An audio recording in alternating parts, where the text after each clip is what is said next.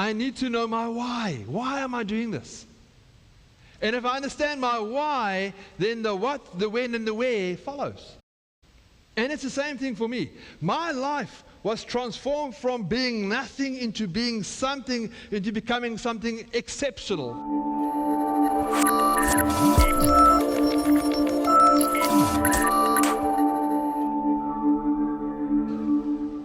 That's a super duo up there, right? Okay, so you're opening those ones. We usually open the other ones. Yeah, close that one. Thank you, Francis. Right. Good morning, everybody. Are you all well? Right, you can put on that other holding slide for me, please. Holding placement slide. Well, welcome. There's some new faces in the house. So good to have you with us. Warm welcome, warm welcome. And as well at the back there. Hey, next week we're in front, hey? How's it work? Don't worry, you'll get used to me. Don't worry, it's okay. Hopefully.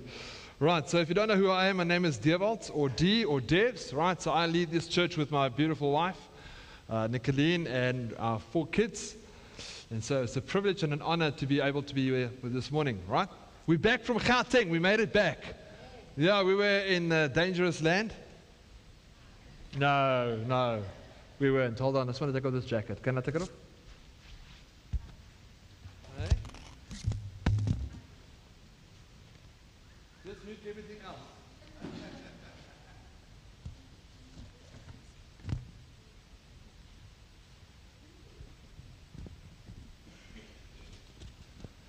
Right, there we go. Okay, ooh, that's better. Yeah. So once again, warm welcome. Even for those online, I know there's people watching all over the world. So welcome to all of you. And then we've got Carl, which is on camera for the first time this morning. Come on, Carl. Yes, man. So good.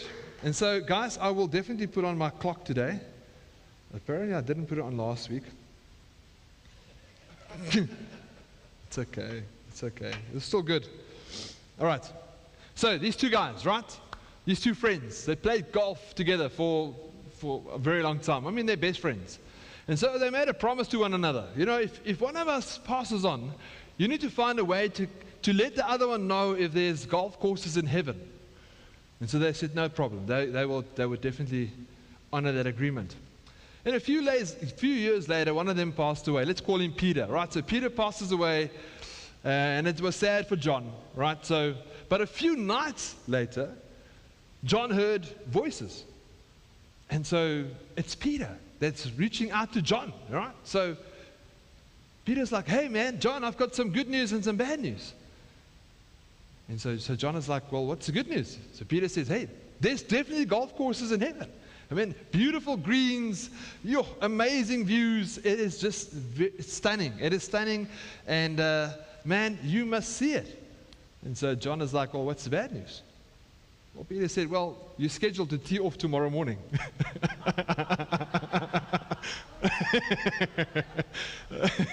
And anyway, I don't know if it's a bad thing, right? I mean, you're going to go be with Jesus, even if it's playing golf. All right, so it's such a pleasure to be able to share the word with you this morning. Shall we pray? Father, thank you, Lord, for this platform, for this day, for the fact that the sun is shining and creation is crying out your glory.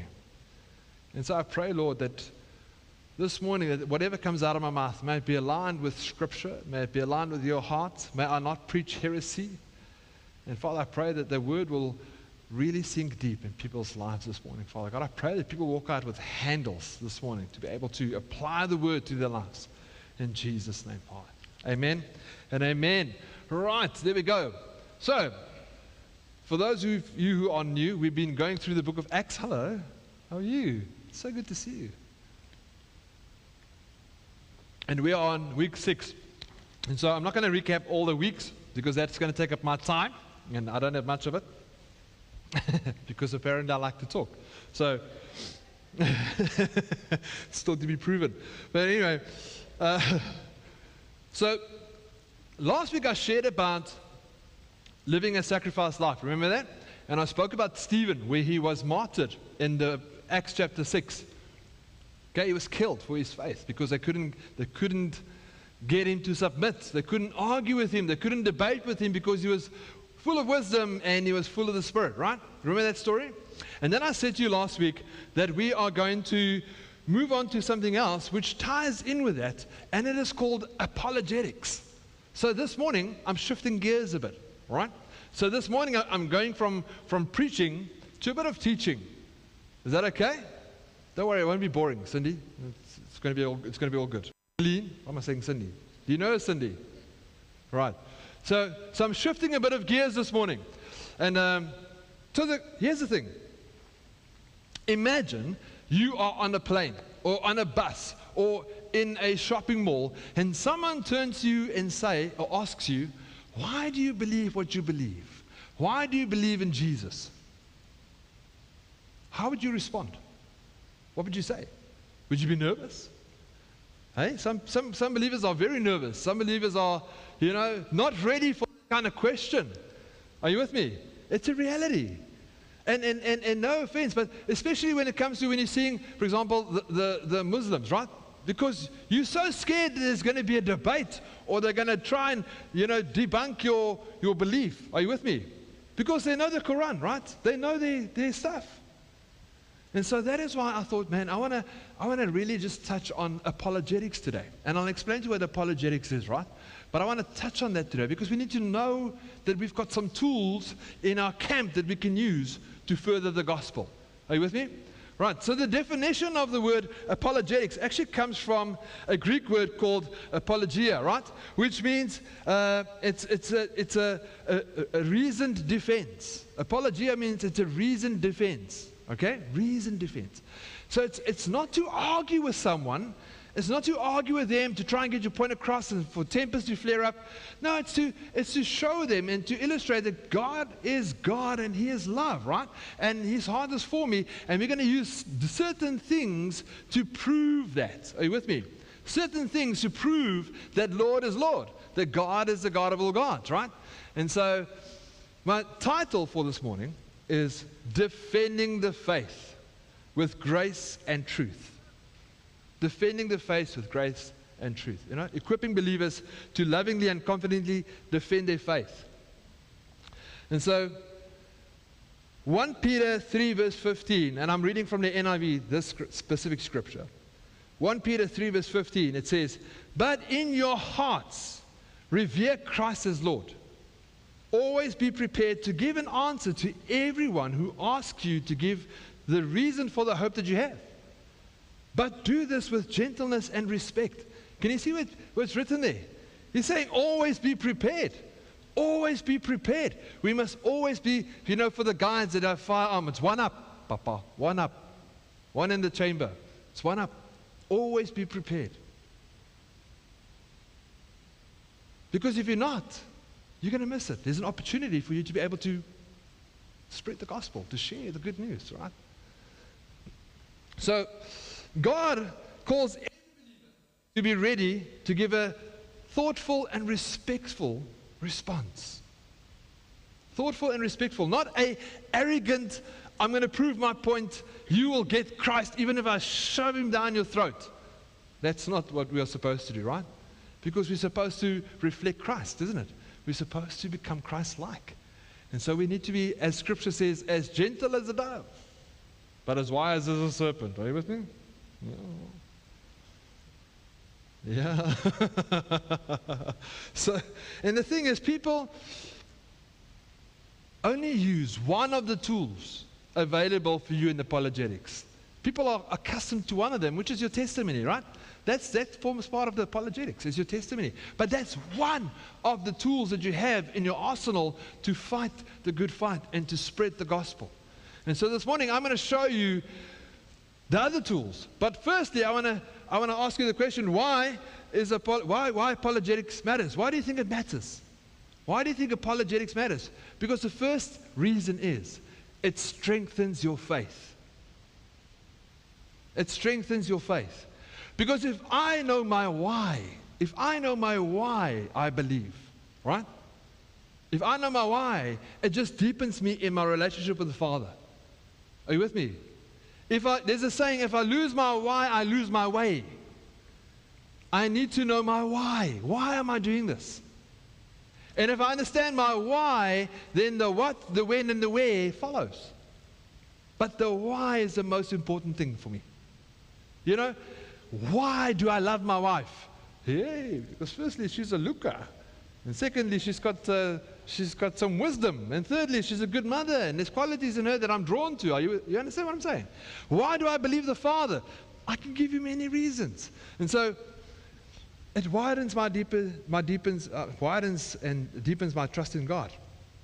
The second point is it equips you to help others. That is why apologetics matters. It equips you to help others.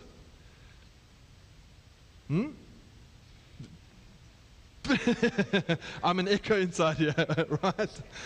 Because many people struggle with doubts about God. Many people struggle with doubts about God, the Bible, and Jesus, right? Non-believers, they struggle with grasping the concept, how it all fits in together and how it all ties in together. And then you get questions such as, does God exist? Hey? Is God real? Why is there evil in the world if God is good? I believe you know some people that's got those questions. Hey, Celine? Sure. Those are real questions out there. Why do good people die? Those are kind of questions, and so people feel like if I can't defend it and if I can't give an answer to it, then what I believe in is not real. And so people avoid those kind of questions altogether. When they know someone in their group that's got that kind of questions, they walk circles around them, like, hey. Because that person's got loaded questions. Sure, they've got loaded questions because they have a question. They want to know about who Christ is and who God is. And maybe they have a warped theology, or maybe they've got a lie in their heads. And so you have an opportunity to be able to share the good news. But it's knowing. It's my why. It's knowing. And here's the thing. I'll explain to you just now. You know, Paul, in the book of Acts chapter 17, Paul, you'll find that he reasons and debates with the Athenians, right? Because they also had questions. They also had questions for Paul. And the backstory is Paul was actually in Berea and in Thessalonica. And so he came back from Berea and Thessalonica and finds himself waiting in Athens. But he's waiting for Timothy and company, right? He's waiting. And while he's waiting in Athens, he realizes, this place is next level, right? All kinds of sin and adulterous stuff happening. And he gets stirred in his spirit to go kick butt and take names. He's stirred in his spirit to go make a difference. And so you'll find him in that chapters that he's debating with them and he's bringing truth, right? That's what he did. And it's the same for me and you. And the third point is it counters false teaching. So it strengthens your faith, it equips you to help others, and it counters false teachings. You know, Jude chapter 1 verse 3 says, "Dear friends, I had been eagerly planning to write to you about the salvation we all share. But now, I find that I must write about something else, urging you to defend the faith that God has entrusted once for all time to His holy people." You got to defend the faith. Guys, can I tell you, in the world right now, we're living in a time and a space where it's chaos out there. It's like Sodom and Gomorrah out there. In some of our workplaces, maybe even in schools, there's stuff happening that is terrible, man. And what I love is the fact that some people are standing up now to go, actually, this is not okay. Actually, that is not okay. And they are fighting for their faith. This is not okay. I will not stand for that.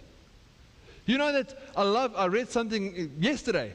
Who's that billionaire from South Africa? That's now Elon Musk. Elon Musk, right? He created a petition. Do you know that they've got transgender cartoons playing on Netflix? Transgender cartoons on Netflix. And so he's saying, guys, we cannot have this. We cannot have this doctrine going down our kids' throats and down their ears. We cannot. And I love it because he's standing for truth. Maybe he's warped in some other areas, but that's the point I agree with him on. And even with the Charlie Kirk story, right, we spoke about it last week, how people are rising up going, no, I'm not going to allow that in my stadiums. No, I'm not going to allow it on my platforms anymore. I love it. It means that we're taking some ground, we're fighting back. Hey? Which is good. And that is why he writes there, man, I need to urge you to fight for the faith because stuff's going down. But we cannot fight for the faith if we don't know how. We cannot stand up against if we don't know how. And so that is why this morning I want to say, guys, I have the answer. Sure, we all know it's Jesus, but I can give you strategy on how to get it done. Are you still with me? Lekker. Carl, how's the camera action? He's good there. Right. So there's a slide. The three key areas of apologetics. There are three when we're talking about apologetics. Right? And so the first one is what we call rational apologetics. Rational apologetics. Okay? Are we there? Rational apologetics. And it focuses on the belief that God is reasonable, right? Faith is not just a blind leap of faith or wishful thinking. No. And the argument with that is the first one is cosmological, right? So I'm gonna sound a bit next level this morning. Cosmological. Even I can say big words, guys. Cosmological. What does it mean, right? The universe started somewhere by someone. God started the universe. God created the universe. Are you with me? It wasn't a big bang. Some people believe in evolution and all kinds of stuff. I don't come from a guppy. Do you come from a guppy? No, I don't come from a guppy. Right? I believe my God is much bigger than that. He's creative. And so the universe began somewhere and it was God. Are you with me? So cosmological. Then there's theological. Theological talks about nature, right? Nature. So nature points back to the designer. Are you with me? Meaning everything is created. You breathing in air, breathing out air, it shows you there's a Father, right? You cannot see it, but it exists. And the last one is moral. That's the last one under rational. It's moral. Meaning the moral objectivity between good and wrong, right? Evil and wrong between people. There must be a lawgiver. There must be a central piece, lawgiver. It's God. Are you with me? What's the first one? Second one? Third one? He's locked in. Right? You know, Romans 1 verse 20 says, for ever since the world was created, people have seen the earth and sky. Through everything God made, they can clearly see His invisible qualities, His eternal power and divine nature. So they have no excuse for not knowing God. Are you with me? You've got no excuse. This didn't just happen. You didn't just happen. God created you. He's got a plan for you. And you were knitted in your mother's womb even before the end of time. And the wonderful thing is, no one is a mistake. You two are very distracting in front here. Beginning of time, man. Before the beginning of time. And the end of time. I mean, God is beginning and the end, right? They are very distracting. It's like naughty kids in front here. Right? So, listen, maybe you should go do camera because that's further away from me. Yo, guys. So here's the thing. We need to study God's word, right? We need to study His word. And we need to look at creation. Because if I don't know my word, and what am I going to stand on? All right, so rational. The second one is what we call historical apologetics. Now that's easy. That's the evidence of Jesus, right? Historical apologetics. So the first one is rational, so meaning everything about life, cosmo, nature, right? Moral, and then there is historical, and it's about Jesus. And so we have many eyewitnesses, confirmed eyewitnesses in the gospel that wrote about the death, burial, and resurrection of Christ. Are you with me? Different timelines. So, and not even that. There's also guys that we found, for example, and I'll give you their names. It is Josephus and Tacitus, right? Those, I'm sure you pronounce it like Tacitus. So the one was a Jewish historian, and the other one was a Roman historian. And they both wrote about Jesus being crucified. They are non-believers, but they also confirmed what they saw, what they were told. Are you with me? That came down from their lineage. Historians, are you with me? You guys are very quiet this morning. I drove many, many hours for the last 2 days, and you were all quiet this morning. Shoo. I should go back to preaching, not teaching. Right. So there's multiple eye accounts from believers and from non-believers to say that Jesus Christ was crucified. Right? And that Jesus rose from the dead. I mean, even Jesus himself showed himself to the disciples. Remember that? Even Thomas, we spoke about Thomas last week or 2 weeks ago. You know, Didymus. His name is Didymus. Remember that? Our own P. Diddy, right? Our own P. Diddy. And so even he was doubting, but guess what? God showed himself to him, right? He said, here's the wounds, check it out. And what happened? Thomas believed. Thomas believed. Just like Peter. Peter was denying Jesus 3 times, right? And the same Peter that denied Jesus was now preaching up a storm. When you find him in Acts chapter 2, 3,000 people comes to faith. Come on, because they knew what they knew. They knew what they knew. And so here's the thing. Even for Stephen that was stoned to death, he knew what he knew. Are you with me? Sure. They could not argue with him. They could not get him to submit. Those 3 guys that was from the synagogue of freedmen, they couldn't, because he was full of the Spirit and he was wise. Why was he wise? Because he spent time with people and believers. He saw what was happening. He had that first-hand experience. And it's the same thing for me.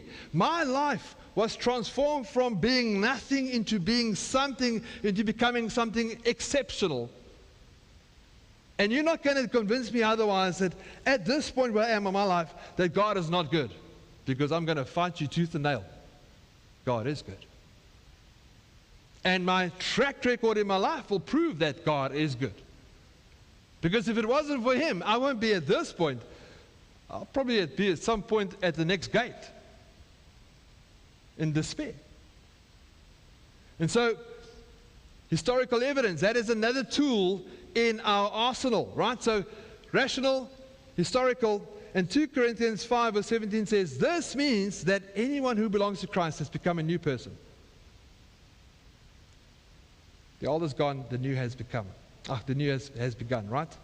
And so that talks about experiential apologetics. Experiential apologetics. That's the third one. Experiential, meaning life transformed. Experience. It's the heart. So rational deals with the mind. Historical deals with evidence. And experiential deals with heart. Are you with me? Are you still tracking with me? So, mind, evidence, heart. Logic, evidence, heart. That is the 3 different apologetics we're looking at this morning. You know, so the experiential apologetics focus on testimonies of transformed lives. People are convinced not just by facts, but real life changes. That's someone cannot take away a testimony. Are you with me? My testimony, what God has done in my life, is evidence. If you knew who I was and who I am now, you go like, yo, God must be real. Because this guy, there's no ways that he could be standing on this point saying what he's saying out of his mouth. Because I was a cockroach. I was a very bad person. And so people can connect with that, okay, because it speaks to heart. So some people like the logic. Some people want the evidence, especially those who are more educated and scholars. They want to know, but there must be more. There must be more evidence to say that your Jesus is real. Sure, there is. Right? Look at creation. Look at how it all began. Let me show you in Scripture where it all began. Right? And look at the evidence. It's all there. There's multiple eyewitness accounts that Jesus was there. Jesus did what he did. Right? So it all proves. And then let me tell you my story. On top of that, it's like a triple bammy whammer. Right? But here's the thing, guys. If I don't spend time in prayer time in reading scriptures, time in getting other sort of information into my life, I don't have anything to stand on. Because then the enemy can run me ragged. Because here's the thing, and it's going to sound profound. I'm going to shock you out of your chairs. You don't know what you don't know. Calvin, you don't know what you don't know.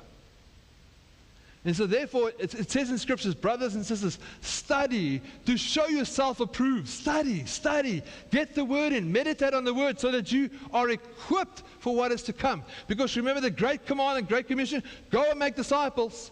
Go and make disciples, right? But we cannot make disciples if we don't know what we're doing. We cannot give testimony and we cannot point back to Christ if we don't know what we're doing. We need some sort of on-the-job training and filling ourselves up. That is why this is so important. Coming together is so important, right? Spending time in fellowship is important. Because even in conversations, God is busy working in our hearts. People are, when we were at the conference now the last week, it was amazing. There was a lot of people from all the nations, and it's great. And there wasn't a lot of ministry time. But you'll find people praying for one another during the break times. You'll find people encouraging one another over a cup of coffee. And you'll find groups praying over this person. That's where it also happens. That is why we're so pedantic about home groups. Home group, home group, home group. Because that is where we are knitted together in heart. This is corporate. Home groups is intimate. And so if I know whose I am and whose I am, and I know what I believe in, I'm going to share it because I've got the confidence. And again, all scripture is tied. It says, for your powers make perfect in my weakness. So I can study the word and I can spend times, and I might not know everything, but guess what? Through the empowerment of the Spirit, just like Stephen, through the empowerment of the Spirit, he brings things up to remembrance so that in your arsenal, you've got stuff to go, actually, no, it's like this. Actually, I'm reminded of that scripture. Let me share that scripture. That is how it works. And so, how do we practice apologetics? Know your faith. Know your faith. Read the Bible, study Christian doctrines, read your faith. First one. Second one is listen first. Listen first. Listen, understand what they're asking, right? What do they want? Listen first. Because sometimes we bombard them with all kinds of knowledge and no, listen and understand what are they really looking for. What are the question? You understand what I'm saying? Especially for those who's got a lot of airtime. Yo. I'm not going to look in any directions. No, I'm not going to look at myself. All right. Respond with gentleness and respect. Respond with gentleness and respect. Guys, I'm just firing points this morning, right? Respond with gentleness and respect. The next one is use both mind and heart. Okay? Remember, the testimony is one part of the apologetics. Experiential, right? Use the other two. Bring in creation. Guys, bring in about eyewitnesses. As much evidence as you can, but also respectful. You don't want to start a fight. That's what we don't want to do. We don't want to create a boksgeveg, right? No, we want to share the love of God. That's what we want to do. And so we present them with the evidence to go, this is the evidence. But again, what I said just now, listen to what their question. Listen. Nikki shared it the last time as well, where it's tricky in the workplace. We know that, right? You can't just go and boldly share your faith in the workplace because someone will go lay a grievance against you. So you've got to be wise. If I live like Christ, my light will shine. And it's like a moth drawn to a flame. If my light shines, people go, you're different. There's something about you. I just cannot put my finger on it. Why are you always so it seems like you got it all together. That is a door. Hey, wouldn't you say that's a door? Because now I can share. They ask me the question, I can share. And I can boldly share. Because they approached me. Are you with me? The next one, pray for guidance. So, know your faith, listen first, respond with gentleness and respect, use both mind and heart, and pray for guidance. Holy Spirit, lead me. Lead me today. Help me today to connect with people. And that's our prayer every day. Nikki and myself, we pray together. Guys, husband and wives, pray together. There's power in that. We pray, Lord, lead me today. Show me today. Open up divine conversations today. Because we need to be missional every single day. Are you with me? Sure. Then, here's some practical application. How do we practically do this now? All right, so we've practiced, okay, but how do we apply it? So the first one is start conversations. In your workplaces, homes, families, friends, start conversations. Right? I've had a situation before where, it's, shopping centers. Shopping centers. Can I tell you? Tellers, my best victims ever. They cannot go anywhere, right? They've got to help you while they're scanning your things. So they are like a captive audience for like 2 minutes while I'm there. It just depends on how much stuff I've got. But just by having a conversation, the name badge is a weapon for you. Yesterday we were driving, and we stopped somewhere, and the teller behind, you could see, was not having a great day. Yeah, could see it was one of those days. And just by mentioning the name, that person lights up like a candle. She's like, hello. How are you? No, I'm fine. No, she's fine. She didn't seem fine 2 seconds ago. But it's an opportunity to share. Hey, God loves you. You understand what I'm saying? Sure. We got to be wise, guys. We got to be wise. So start conversations, right? Start conversations. The next one. This is for the more adventurous. Host a small group discussion. Hey, Celine, small group discussion. Host a small group discussion. Invite some friends together. There's something which is called the Alpha Course. Have you ever heard of the Alpha Course? Right? So the Alpha Course is like the apologetics. Stephen, it's you that's affecting my Siri. So the Alpha Course is that. It brings all the apologetics, all the questions that you might have. It covers that in an Alpha Course, right? And so you'll find that non-believers will come to that because they've got questions.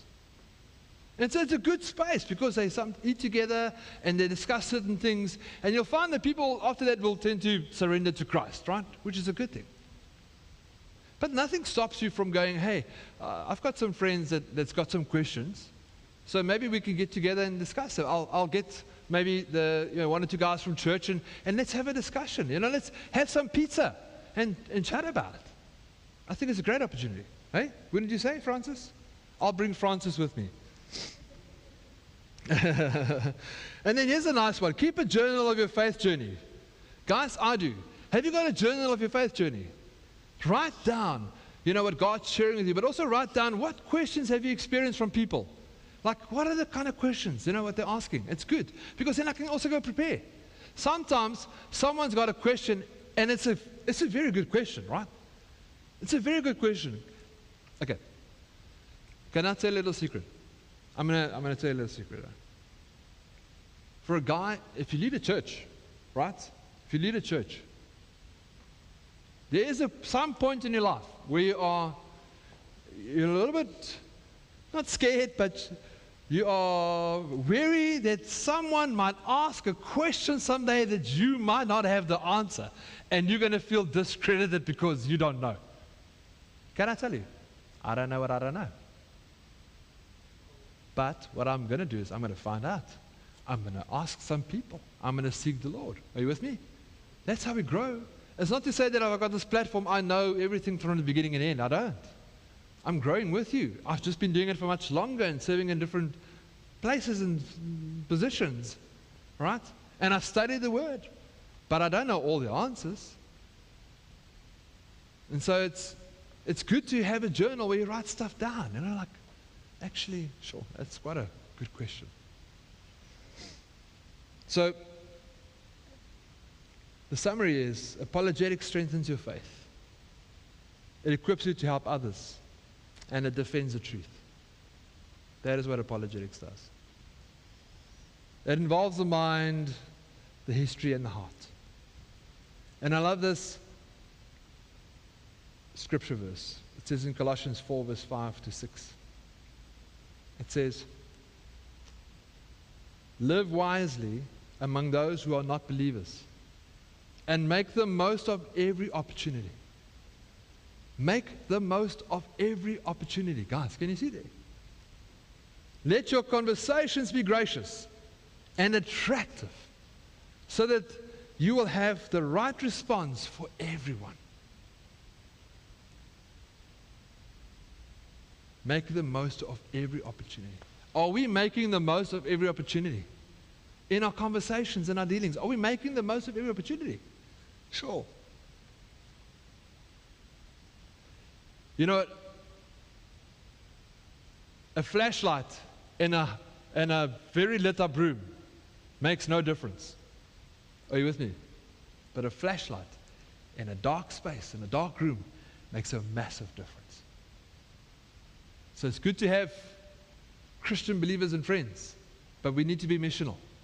We need to go shine light in our workplaces, even in some of our families. Hey, some people have got some very questionable families. That's true. Yeah, no, I know. You could see those people like, that's me. Especially my wife's side of the family. I'm kidding. Right. Yeah, all right. So guys, you must understand that there is stuff that you can use. There's stuff that you can use in order to share the gospel, right? And if people have got questions, if you don't have the answer, you can say, hey, I don't know, but I will find out. Why don't we go find out together and bring them? Hey, bring them here. Or bring them to a home group. People tend to come to a home group before they come to church. I've checked that sometimes. It's less invasive, you know? Are you guys okay? Yeah, I know it was a bit of a...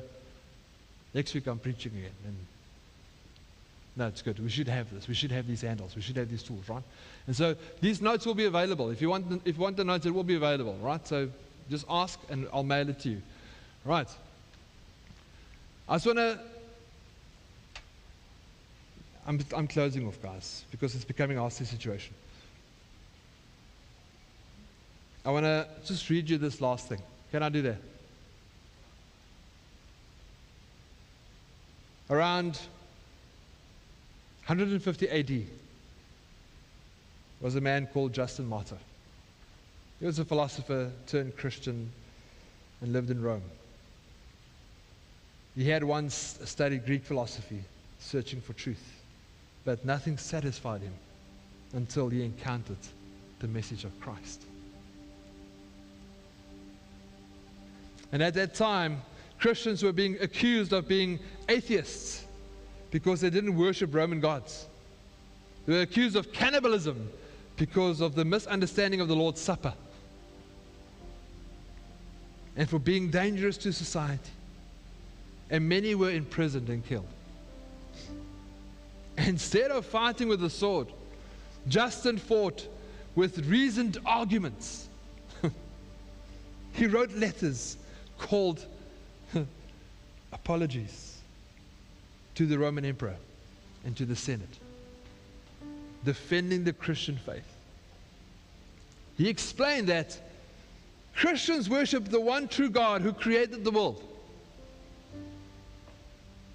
Their morality, loving enemies, caring for the poor, and forgiving the wrongs was proof of their God's truth. Belief in Jesus was not irrational, but fulfilled prophecies, history, and human longing for truth. His writings were so persuasive that even though he was eventually executed for his faith, his arguments changed how many educated Romans saw Christianity. Not as foolishness, but as a reasonable and a transformative faith.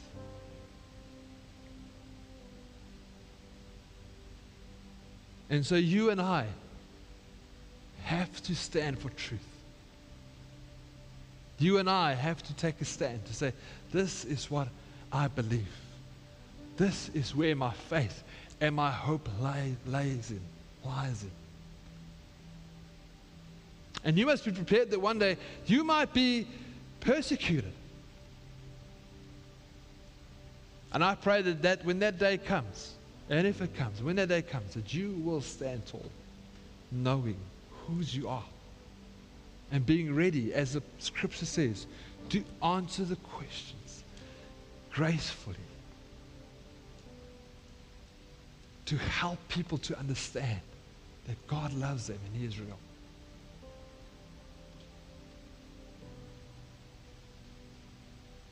I want us to close our eyes this morning.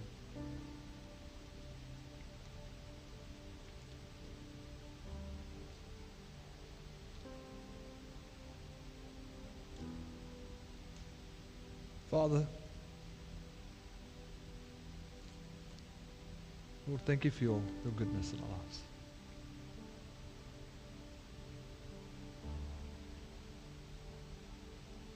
Father, I pray for a boldness to rise up in our spirits. I pray for a boldness to share the truth with those around us, Father. I pray that we will fulfill the Great Commission in the name of Jesus. And while we're fulfilling the Great Commission, Lord, I pray that we will also fulfill the Great Command to love one another, to love you. Lord, and I pray that where we missed conversations that you've put together, where we missed it, Father God, I pray, Lord, that you will help us to do better. Help us, Lord, to do better. Help us, Lord, with wisdom to satisfy the needs of those longing to know more. Help us, Lord, to be difference makers in our places of influence, in our social circles, in our professional circles. Lord, help us to be truth and light in all days. If you haven't accepted Jesus Christ as Lord and Savior of your life, maybe now is that moment. Maybe now is that time.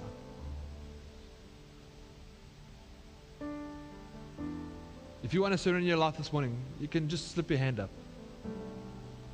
Even online, if you want to surrender your life, just type in the comments.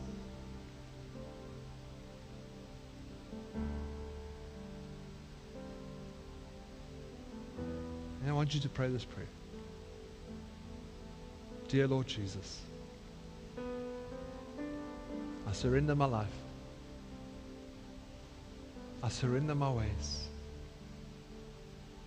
to you, to your throne.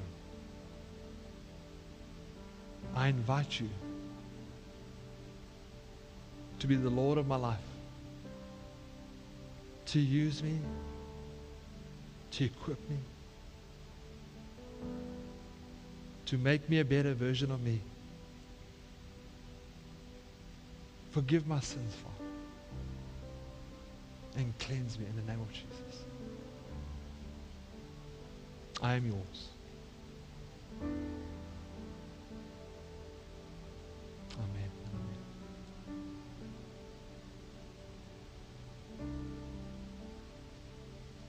Lord, thank you.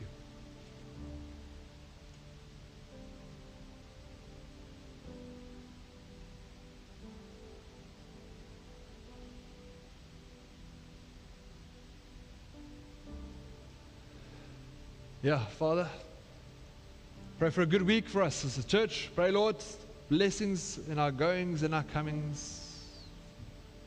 May you be glorified through everything we do. In Jesus' name. Amen and amen. If you need prayer, I want you to invite you to stay behind, right? Stay behind. Let's pray with you. Okay? Remember, there's no home group this week.